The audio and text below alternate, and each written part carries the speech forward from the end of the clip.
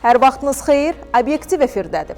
Müzakirə etdiyimiz hər bir mövzuya məqamında toxunmağa çalışırıq. Bir müddət öncə Əmək Məcəlləsində dəyişiklikləri gündəmə gətirdik. Artıq həmin dəyişikliklər qüvvəyə mindi. Mövzuya bir daha qayıdırıq. Qanun dəyişdi, qaydalar yeniləndi, məsuliyyətlər artdı. İndi sual sadədir. Dəyişikliklər kimlərə necə təsir edəcək və gözləntilər nələrdir? Əmək Məcəlləsinə edilən dəyişikliklər işçi və işə götürənləri əməyə daha da dost edir. Dost demişkən artıq Tərtərdə də dostumuz var. Qarabağ Regional Dost Mərkəzinin Tərtər filialı açılıb. Uğurlu olsun deyir. Bu və digər xəbərlər barədə təfərrüatlar üçün Dost TV-dəki həmkarım Əsmər Nəcməddin qızına birbaşa bağlanırıq. Əsmər, hər vaxtınız xeyir. Həftəlik sosial xülasəni sizdən eşidək. Salam, hər vaxtınız xeyir olsun xanım. Sizi və tamaşaçıları Dost TV-nin studiyasından salamlayıram. Həftə ərzində sosial sahədə baş verən ən mühüm xəbərlərlə qarşınızdayıq. Tərtər rayonunda Qarabağ Regional Dost Mərkəzinin Dost filialı fəaliyyətə başlayıb. Əmək və Əhalinin Sosial Müdafiəsi naziri Anar Əliyev, Tərtər rayon icra hakimiyyətinin başçısı Müstəqim Məmmədov filialda yaradılan şərait və xidmətlərin göstərilməsi prosesini nəzərdən keçiriblər. Yeni Dost filialının 2 mərtəbədən ibarət binası modern və konstruktiv elementlərlə müasir üslubda layihələndirilib. Burada gün ərzində orta hesabla 80-ədək vətəndaşın qəbulu nəzərdə tutulur. Əmək və Əhalinin Sosial Müdafiəsi Nazirliyinin fəaliyyət sahələri üzrə əhaliyə təqdim olunan elektron xidmətlərə ötən il 27 milyon müraciət edilib. E-sosial portalından həmin dövrdə 17 milyon dəfə istifadə olunub. 258 min təyinat elektron infrastruktur üzərindən praktik qaydada həyata keçirilib. Sosial Xidmətlər Agentliyinin əməkdaşları Gədəbəy rayonunun Qumlu kəndində yaşayan və 25 ildən çoxdur ki, evdə sosial xidmətlə təmin edilən İsa Ələkbərovu 100 yaşının tamam olması münasibəti ilə ziyarət ediblər. Ahılımızla görüşən agentlik əməkdaşları onu təbrik eləyərək xoş arzularını çatdırıblar.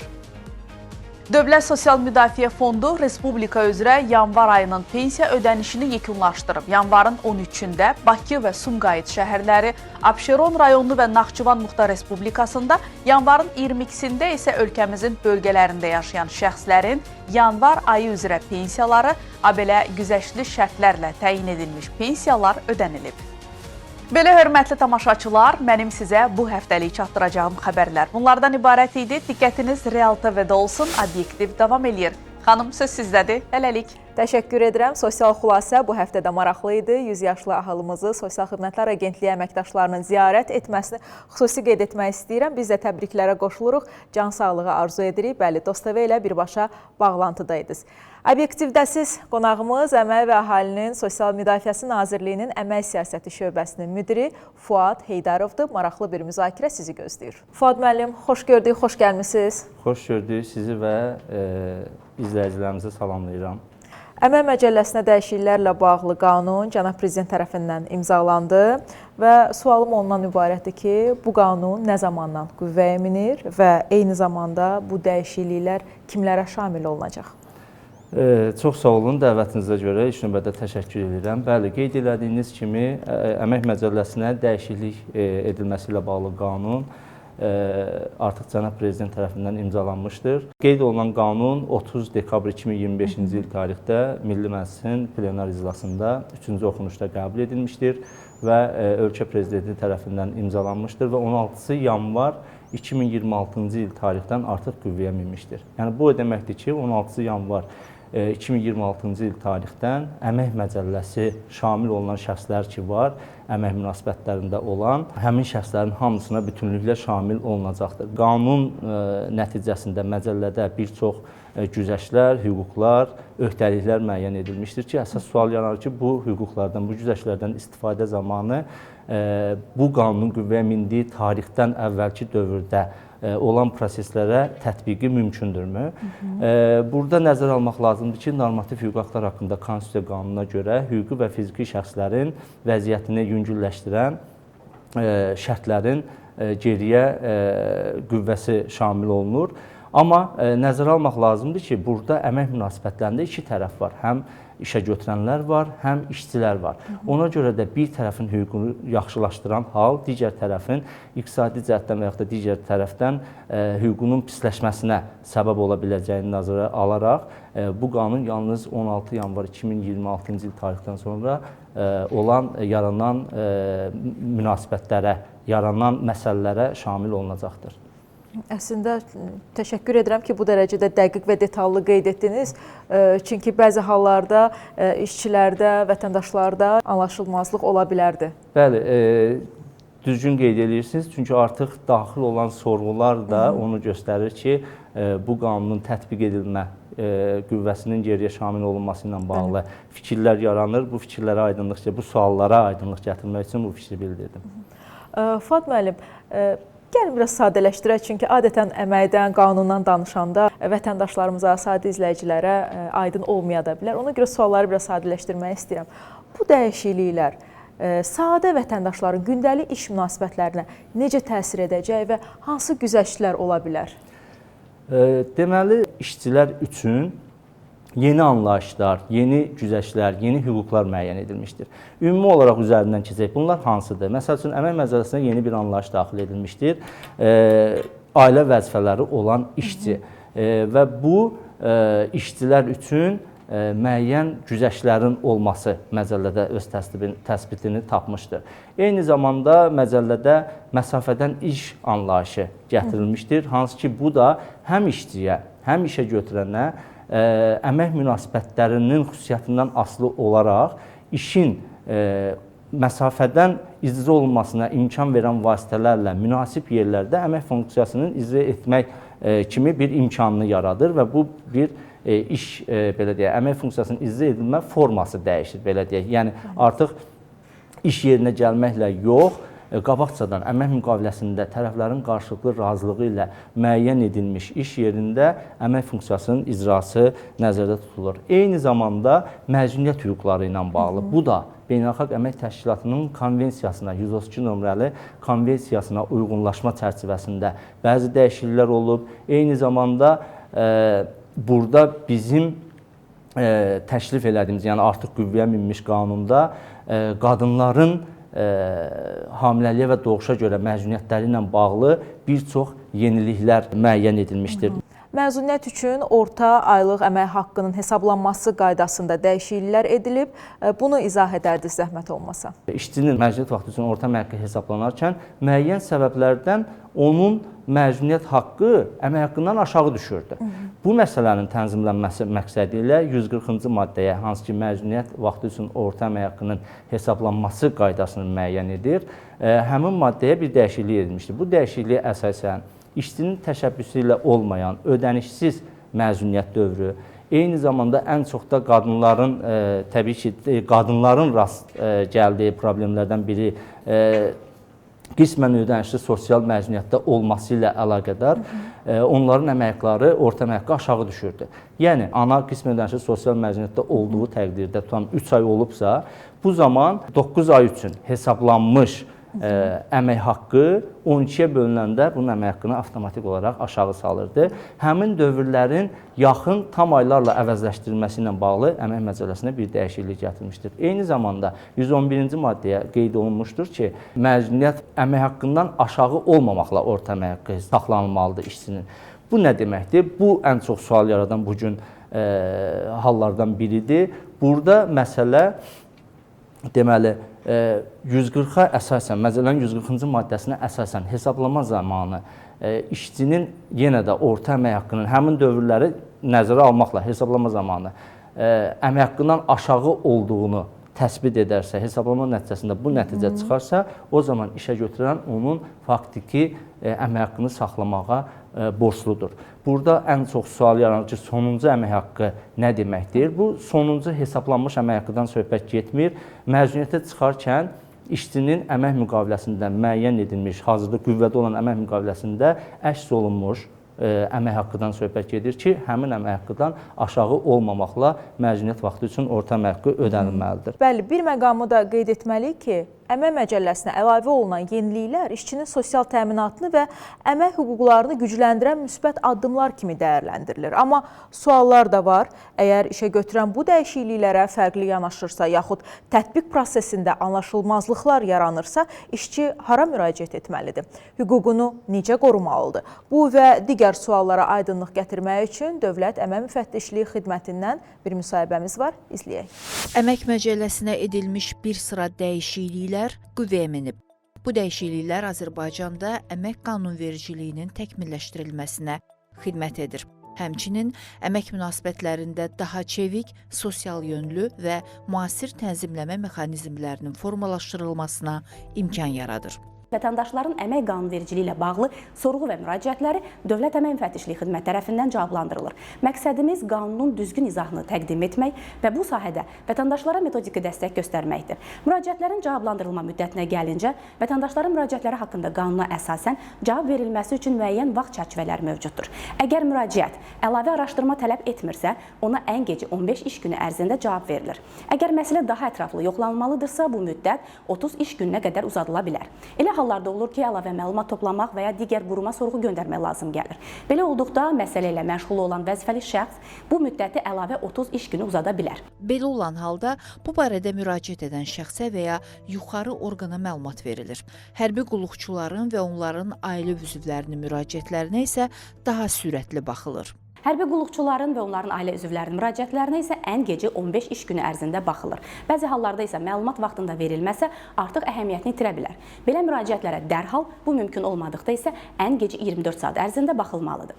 Qeyd edək ki, bu müddətlər müraciət cavabdeh quruma daxil olan gündən hesablanır. Müraciəti vətəndaş birbaşa, aidiyyatı quruma və ya məsul şəxsə yazılı və ya şifahi formada təqdim edə bilər.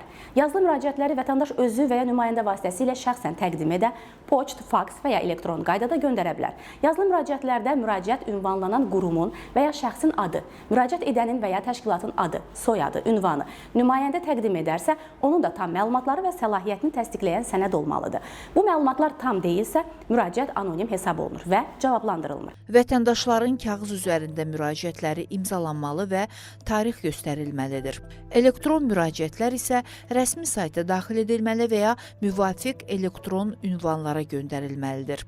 Elektron sənədlər elektron imza ilə təsdiqlənməlidir. Vətəndaşlar Dövlət Əmək Müfəttişliyi Xidmətinin aparatına, regional ərazi şöbələrinə, həmçinin dost mərkəzlərinə müraciət edə bilərlər. İşçilərlə bağlı müəyyən məsələlər bizə artıq aydın oldu. İndi keçək işə götürənlərə. İşə götürənlər üçün yeni öhdəliklər nəzərdə tutulurmu? Əslində elə bu işçilərin hüquqları ilə bağlı, güzəştləri ilə bağlı və yaxud da sosial vəziyyətini, maddi vəziyyətini yaxşılaşdırma ilə bağlı qeyd elədiyimiz normalara əməl etmək işə götürən borcudur. Bunlar elə həm də onların artıq öhdəlikləridir ki, məcəllənin tələblərinə riayət etməlidirlər.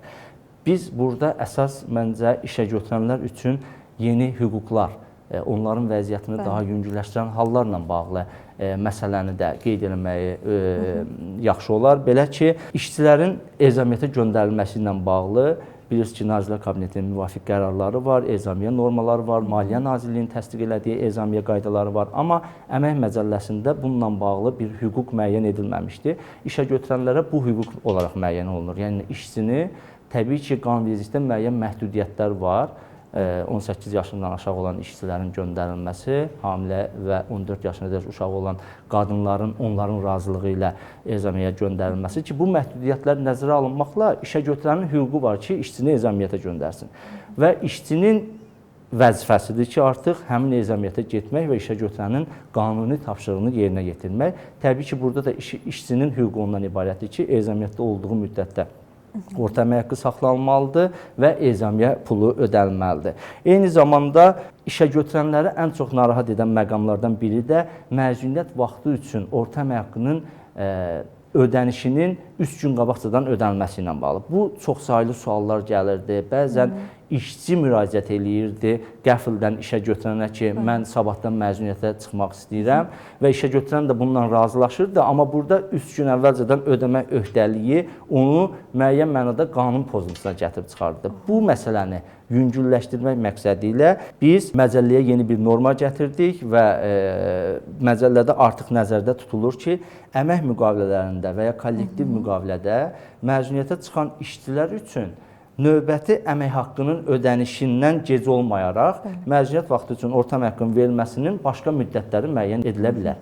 Yəni, nə deməkdir? Mən bugün məzuniyyətə çıxmaq istəyirəm, qəfil müraciət edirəm və yaxud da sabahdan işə götürən 3 gün qabaqcadan ödəyə bilmədiyi üçün, amma bu şərt mütləq şəkildə əmək müqaviləsində və ya kollektiv müqavilədə öz əksini tapmalıdır ki, işə götürən bundan istifadə eləsin. Növbəti əmək haqqının hesablanması zamanı işçinin məzuniyyət pulunun ödənişini təmin etsin. Eyni zamanda növbəti bir işə götürənlərin hüquqlarını yüngülləşdirən hal olaraq qeyd etmək olar ki, istirahət, səs vermə və iş günü hesab edilməyən bayram günlərində işə cəlb etmə zamanı Əmək Məcəlləsinin bu qanun qüvvəyə minməmişdən qabaq əvvəlki redaksiyasında nəzərdə tutulurdu ki, gündəlik əmək haqqının 2 qat mislindən aşağı olmamaqla, burada bəzi hallarda işə götürən işçini tam gün ərzində deyil, bir neçə günündə 2 saatlıq, 3 saatlıq işə cəlb eləməsinə yol verirdi və bu zaman sual yaranırdı ki, mən 2 saat cəlb etmişəmsə, niyə bütün günün əmək haqqını ödəməliyəm? Və yaxud da 2 işçi cəlb olunurdu, biri 2 saat cəlb olunurdu, biri 8 saat. Niyə bunların arasında heç bir fərq yoxdur? Biz orada gündəlik sözünün qarşısına saatlıq ödənilmə imkanında yaradılması məqsədilə saatlıq sözünü əlavə etdik. Yəni, artıq işə götürən hər hansı bir, təbii ki, qanun imkan verdiyi təqdirdə müstəsna hallar var. İstirahət günündə, iş günü hesab edilməyən bayram gündə işə cəlb etməklə bağlı. Ona riayət edərək təbii ki, işçini müəyyən saat miqdarında, bütün iş günü deyil, işə cəlb olunduğu təqdirdə o zaman saatına uyğun olaraq əmək haqqının hesablanıb ödənilməsi nəzərdə tutulur. Təşəkkür edirəm aydın izaha görə. Çünki bəzən Fuad müəllim biz mediadan məhz bu dəyişikliklər məsələsinə nəzər yetirdikdə, saytlarda xəbərləri oxuduqda işçilərlə bağlı çox gündəmdə olan aktual məsələlər var. Hansı ki siz toxundunuz, məzuniyyət olsun, doğuşa görə ödənilən məsələ. İndi atalıq məsələsinə də gələcək, atalıq məzuniyyətinə.